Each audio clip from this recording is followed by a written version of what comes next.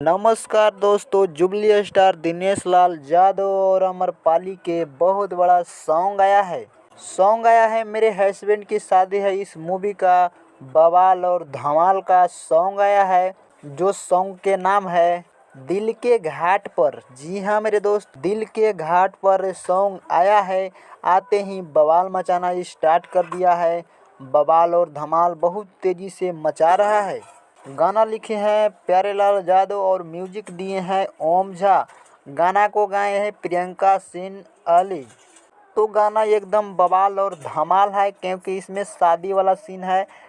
दिनेश लाल यादव शादी करके अमरपाली दुबे को गाड़ी पर ला रहे हैं। कैसे ला रहे हैं और कैसे घर में ले जाया जा रहा है, देखिए एकदम बवाल और झकास गाना है। अगर गाना को देखना है तो चले जाइए DRJ रिकॉर्ड भोजपुरी के यूट्यूब चैनल पर, वहीं से बवाल और धमाल मचा रहा है। तो मिलते हैं अगले नेक्स्ट वीडियो में, तब तक के लिए चैनल को सब्सक्राइब करें।